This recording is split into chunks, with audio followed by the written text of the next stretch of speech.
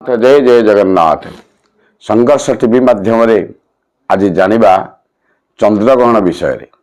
आसंता काली मंगलवार फाल्गुन मास पूर्णिमा यही दिन चंद्र को केतुग्रास करिथिबा हेतु चंद्रग्रहण लागू अच्छी ए संसार को। तेणु कौन करिया पड़ो कौन न करिया पड़ो यही दिन अपराह 3टारू जेहेतु चंद्रग्रहण होउछि तार 9 घंटा पूर्व अर्थात प्रातः 6 घटिका समय ठारू आपण माने समस्त पाक त्याग करिथिबे।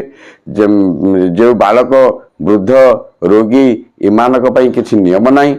जेते बेले संध्या 6:47 रे मुख्य पाई जाइथिबे चंद्र मुख्य पाइथिबे तापर स्नान करी आपण माने मध्य देव पूजा करि पारिबे। तेणु ए ग्रहण समय रे केउ केउ राशि प्रति भल रहुछि केउ राशि की दर्शन कले चंद्र को तांकर मंगल हबो ना। ये होछि मेष राशि, कर्कट राशि, सिंह राशि, कन्या राशि, बिछा राशि, मकर राशि, मीन राशि। आउ थे आपण मार्ग मध्य राशि मानक नाम कहि रखुछु। मेष राशि, कर्कट राशि, सिंह राशि, कन्या राशि, बिछा राशि, मकर राशि, मीन राशि। यही राशि व्यक्ति विशेष माने सेमाने समस्ते चंद्र को दर्शन कले शुभ फल मिलिबो, अन्य राशि मानक पाई नहीं।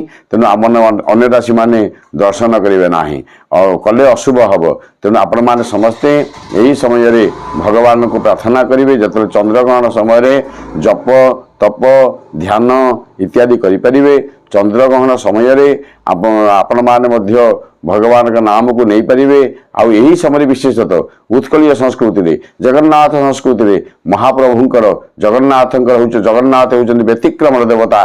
तांकर किंतु द्वार खोला रहिबो पूजा हेबे महाप्रभु। तेणु आपण माने समस्ते व्यस्त विव्रत हेबार नहीं। चंद्रग्रहण दिन जो राशि मान प्रति शुभ अच्छी से दर्शन करंतु। प्रातः 6 घटिका ठारू पाक त्याग अच्छी 6 घटिका ठारू संध्या 6:47 पर आपण माने स्नान शौच इत्यादि यही पवित्र ही पुण्य रोषेवास देव कार्य इत्यादि करें। ग्रहण स्पर्श टाइम मध्य टाइम मुख्य टाइम एसो मध्य आपण माने समस्ते जानुछंती। अपराह 3:19 समय रे ग्रहण लागू अच्छी एवं ताहा छाड़ुची मुख्य होची 5:03 मध्य रे एवं ता सर्वमुख्य परे परे 6:47 पर 6 संध्या 6:47 सर्वमुख्य हेतु आपण मान समस्ते स्नान शौच करी नित्य कर्म करें।